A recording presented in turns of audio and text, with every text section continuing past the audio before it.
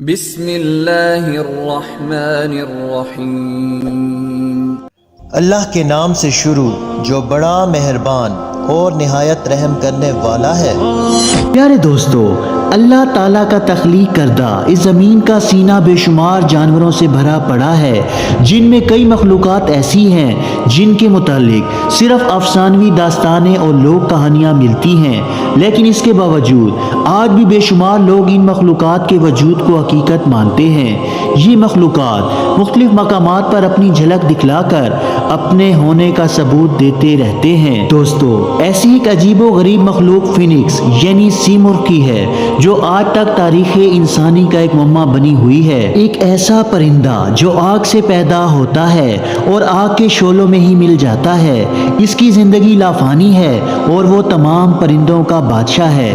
کیا عربی داستانوں کا یہ پرسرار پرندہ صرف ایک افسانہ ہے یا قدیم زمانے کا ایک ایسا سچ جو اپنا وجود رکھتا ہے؟ دوستو، اس ویڈیو میں ہم دنیا کے سب سے پرسرار اور دلچسپ پرندے سیمرغ یعنی فینکس سے متعلق جانیں گے۔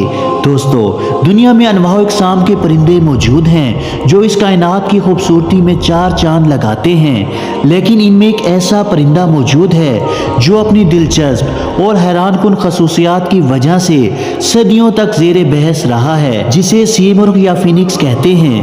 لوگ اسے فائر برڈ کے نام سے بھی جانتے ہیں۔ عربی یا فارسی میں اسے عنقا اور آریہ لوگ اسے امر پکشی کہتے ہیں۔ دوستو، یہ پرندہ اپنی غیر معمولی لمبی عمر کی وجہ سے مشہور ہے۔ دراصل اس کی زندگی لافانی اور نہ ختم ہونے والی کہی جا سکتی ہے۔ اس پرندے کے متعلق مشہور ہے کہ یہ پرندہ 500 سے 600 سالوں تک زندہ رہنے کے بعد خود کو جلا کر راکھ کر دیتا ہے اور پھر اسی راکھ سے اس کی نسل کا ایک نیا پرندہ جنم لیتا ہے۔ اس پرندے کے متعلق ہر تہذیب اور قوموں میں مختلف کہانیاں موجود ہیں، خواہ قدیم چین ہو، فارس ہو، بھارت ہو یا پھر عرب ہو۔ دوستو، مورخین کے مطابق سیمرغ پہلے عرب کے علاقوں میں پایا جاتا تھا اور عرب کے اونچے اور ویران پہاڑی چوٹیوں میں اس کا بسیرا تھا۔ یہ پرندے کوکاف میں رہتے تھے، جو قدیم دور کا ایک پرسرار اور طلسماتی شہر تھا۔ کہتے ہیں کہ اس پرندے نے کبھی زمین کو نہیں چھوا اور یہ اس قدر اونچائی میں اڑتا تھا کہ اسے کوئی بھی نہ دیکھ پاتا تھا۔ سیمرغ نہایت ہی خوبصورت ہوتا ہے، جس کے پر جامنی رنگ کے اور دم نیلی سبز اور سنہری ہوتی ہے۔ یہ دیکھنے میں کسی بڑے عقاب کی مانند نظر آتا ہے۔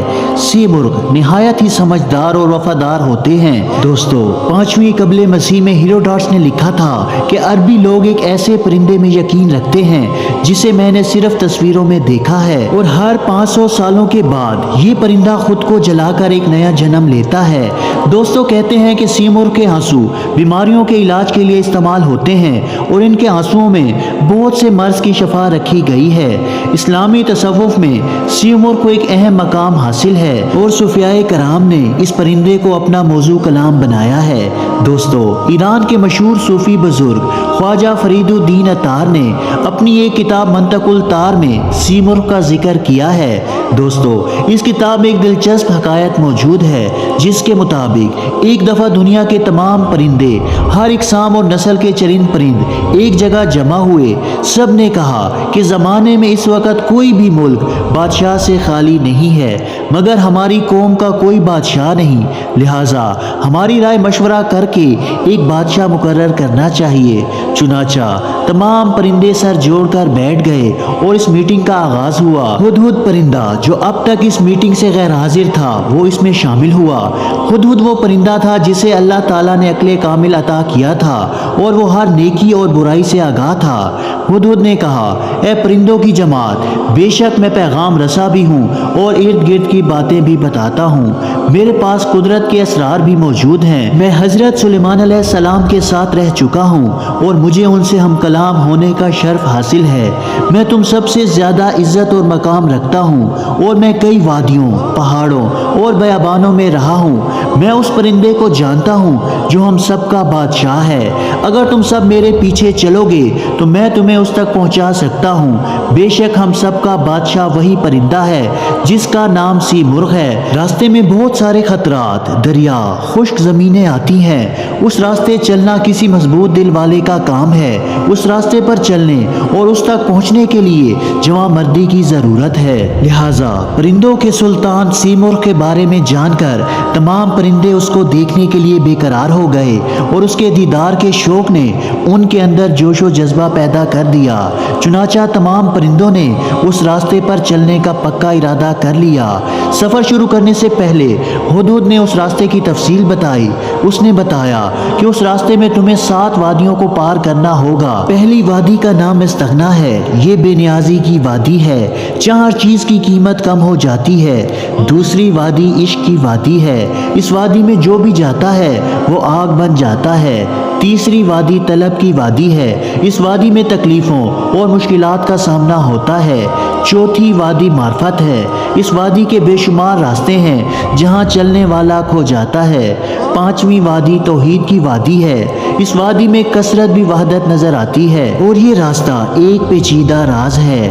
چھٹی وادی حیرت کی وادی ہے، یہاں صرف درد اور حسرت ملتی ہے، ہر طرف افسوس ہی افسوس ہوتا ہے۔ ساتویں اور آخری وادی فکر و فنا ہے، یہ وادی فراموشی اور بے ہوشی کی وادی ہے، یہاں پہنچنے والا دیوانہ ہو جاتا ہے اور یہاں گم ہو کر رہ جاتا ہے۔ پرندوں نے سفر کا آغاز کیا۔ اس سفر میں تمام پرندے تھک کر چور ہو گئے، کچھ بیمار پڑ گئے، کچھ کی حالت بدتر ہو گئی۔ بلبل، طوطا، چکور اور دوسرے اقسام کے پرندوں نے راستے میں ہار مان لی۔ پرندوں کے پر خون آلودہ ہو گئے اور وہ آزاری کرنے لگے۔ انہوں نے ایسا راستہ دیکھا جس کی کوئی انتہا نہ تھی، ایسا درد دیکھا جس کی کوئی دوا نہ تھی، ان کی کمر ٹوٹ گئی۔ ہزاروں پرندے درد اور تکلیف برداشت نہ کر پانے کی وجہ سے راستے میں ہی مر گئے۔ انہوں نے ہدہد سے کہا کہ ہم اتنی مشکل وادی کو پار نہیں کر سکتے۔ لہٰذا ہدہد نے ان وادیوں کے درمیان ایک جگہ پڑاؤ ڈالا اور تمام پرندوں کو جمع کیا۔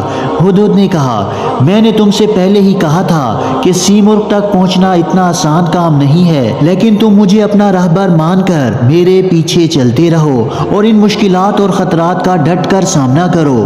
یاد رکھو، اگر دنیا اور آخرت میں لافانی ہونا چاہتے ہو تو تمہیں اس بادشاہ تک پہنچنا ہوگا، اس کے پر کی ایک چھاؤں تمہاری تمام تکلیفوں کو ختم کر دے گی اور تمہاری قسمت کو پلٹ دے گی۔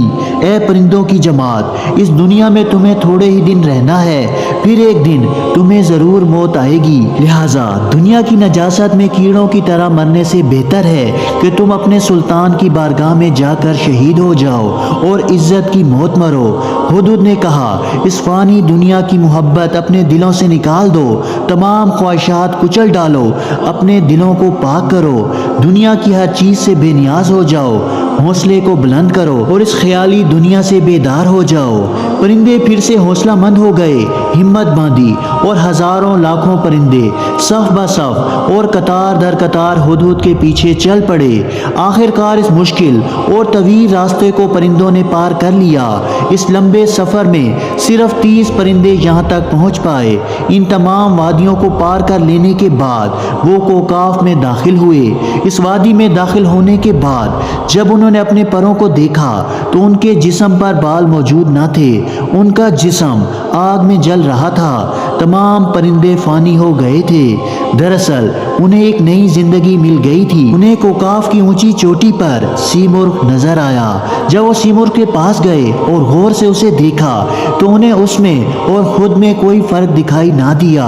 اس منزل تک پہنچ کر ان کا کوئی راہبر نہ رہا، نہ ہی کوئی راستہ، وہ خود لافانی ہو گئے تھے۔